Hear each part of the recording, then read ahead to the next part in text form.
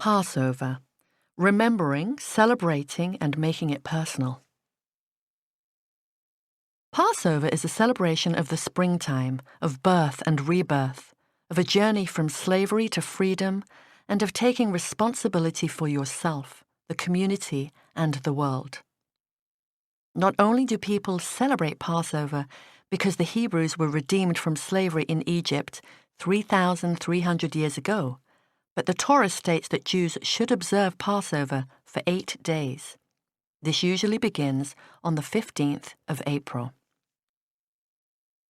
But in order to make the ritual truly meaningful, Jews find a way to make Passover personal. Not only must we tell the story of Exodus when Moses freed the slaves from Egypt, but we must also personalize the history by attempting to feel the feelings and experiences of the Hebrews' journey. In this way, the Jewish people move forward as a light upon the nations. Everything a person does during Passover aids this process. In order to make Passover more personal, I have come up with 5 key points below. Optimism, faith, family, responsibility to others. Jews shall be committed to memory. Jews shall always remember that they were strangers in the land of Egypt, and that God took them out of the bondage of slavery. History shows us not only our past, but also our mistakes. We must learn from our mistakes and the mistakes of others. Those who do not learn from the past are condemned to repeat it.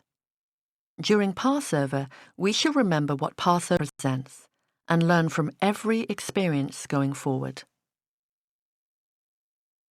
During Passover, Jews recognize the following. Not only did Moses help free the slaves from Egypt and Pharaoh, but he also helped them heal as a nation. To live as slaves for such a long period of time, it was easy for them to lose hope and even their faith. The true miracle of Passover and its relevance for the ages is the message that with God's help, no difficulty is insurmountable. A tyrant like Pharaoh could be overthrown. A nation as powerful as Egypt could be defeated. Slaves could become free men. The oppressed could break the shackles of their captivity. Anything is possible if only we dare to dream the impossible dream. Jews believe in a caring, loving, and personal God. Not only do we have faith in this God, but God has faith in us. I am the Lord your God who took you out of the land of Egypt, the house of bondage. This alone insists that God is constantly involved in our history and is committed to our survival as Jews. The Passover story conveys that history is not happenstance. It follows a divine master plan. Faith gives us the certainty that whatever our present-day problems, history moves in the direction of the final messianic redemption. That is what has always motivated us to believe in progress and to participate in Tikkun Olam, efforts to improve the world. The very first letter of the letter means house. On Passover, God wants us to be in our homes and celebrate with the ones we love. Passover with the family is ultimately important. The synagogue is important, but the home is even more valued during Passover. At the Seder table, children are encouraged to ask questions, and they are answered respectfully. The children are our future. Nowhere is a better place to teach our children our values and assist in molding their personalities. Words from the Torah. We were slaves in Egypt, and so we have to have empathy for the downtrodden in every generation. We were slaves in Egypt, and so we have to be concerned with the rights of the strangers, the homeless, and the impoverished. We experienced oppressed understand more than anyone else the pain of the oppressed. The purpose of our suffering was to turn us into a people committed to righting the wrongs of the world, to become partners with God in making the world worthy of final redemption. We begin the Seder by inviting the hungry and the homeless to join with us. We conclude the Seder by opening the door for Elijah. It is our acceptance of responsibility to others that is the key to hastening the arrival of Messiah.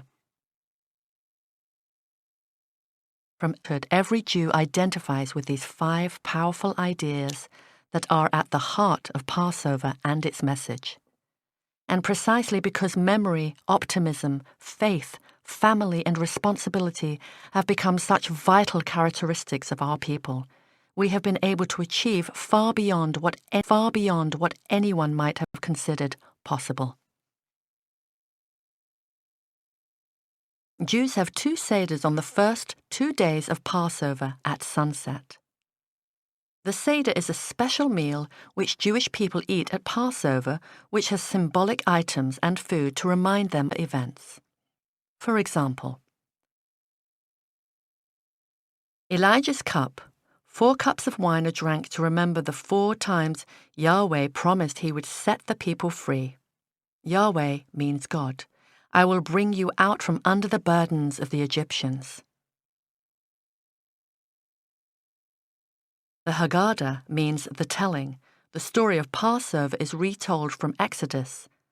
A Haggadah is a book of instructions, prayers, blessings, and stories that lays out the proper order of the ritual.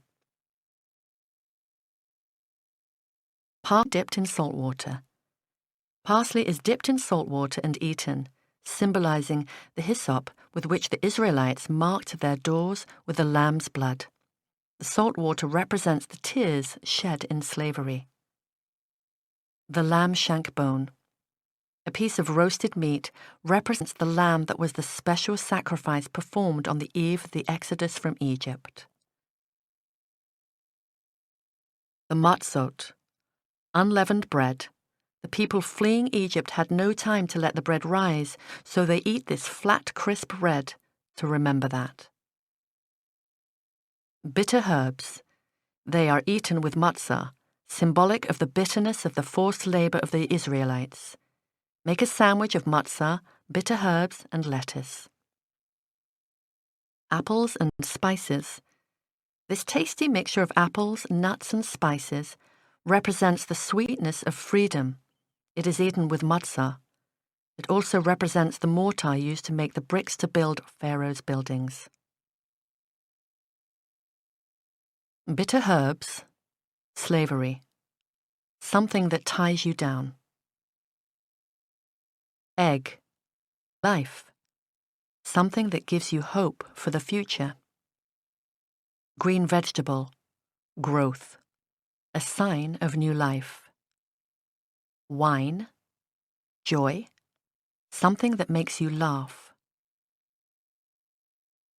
Lamb bone, sacrifice, someone who makes sacrifices for you.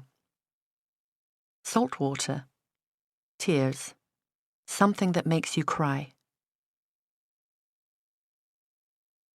Haroseth, sweet freedom, something that sets you free. Passover.